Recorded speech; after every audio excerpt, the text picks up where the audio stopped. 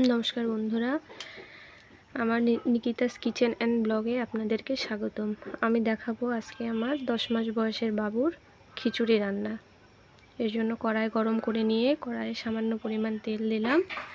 তার মধ্যে দিব গোটা জিরা ফোড়ন,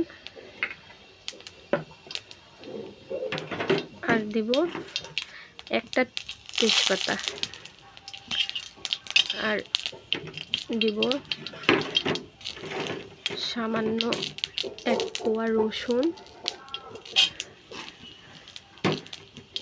আর একটা পেঁয়াজের অল্প একটু পেঁয়াজ, আর সবজির মধ্যে দিব আমার বাড়িতে ছিল আলু আর সিম। আজকে সবজির মধ্যে এটাই ছিল, এটাই দিব। আপনারা চাইলে অন্য সবজি দিয়েও করতে পারেন, গাজর, পেঁপে। এখন শীতকালে অনেক সবজি পাওয়া যায়, শীতের সবজি দিয়ে করা যায় বাচ্চার খিচুড়ি। আমার কাছে আজকে এইটাই ছিল, আমি এটা দিয়ে করছি। আপনারাও এই খিচুড়িটা অবশ্যই ট্রাই করবেন। খুব খেতে সুস্বাদু হয়, খুব স্বাদ হয় বলে বাচ্চারা অনায়াসে খেতে চায়। এর মধ্যে আমি সামান্য পানি দিয়ে দিব, কারণ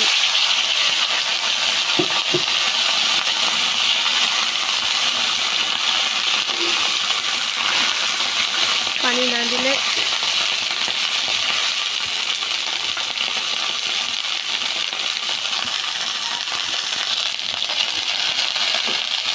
পানি দেওয়ার পর এখন দিয়ে দিব সামান্য হলুদের গুঁড়া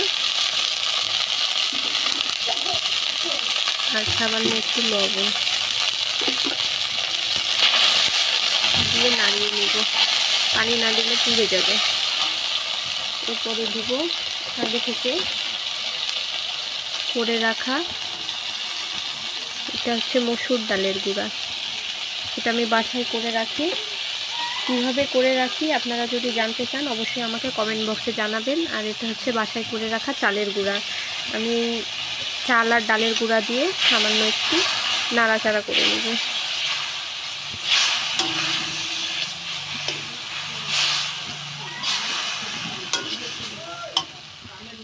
নাড়াচাড়া করে নিয়ে আমি এতে পরিমাণ মতো জল অ্যাড করে দিব, যাতে সবজি খিচুড়িটা সুন্দর করে সেদ্ধ হয়ে যায়।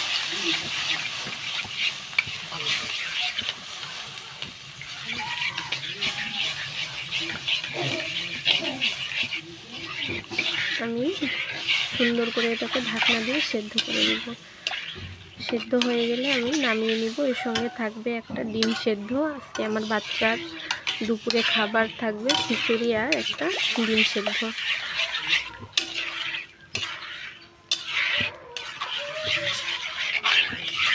আমি আজকে দুপুরে এটাই আমার বাচ্চাকে খাওয়াবো। আপনাদের যদি ভালো লেগে থাকে অবশ্যই কমেন্টে জানাবেন।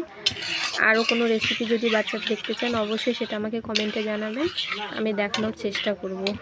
আর এই খিচুড়িটা খুব টেস্টি হয় বলে বাচ্চারা অনায়াসে খেয়ে নিতে পারেন। আপনাদের বাচ্চারা যদি খেতে না চায় অবশ্যই এরকম রেসিপি ট্রাই করে দেখবেন, আপনাদের বাচ্চাদের অবশ্যই পছন্দ হবে।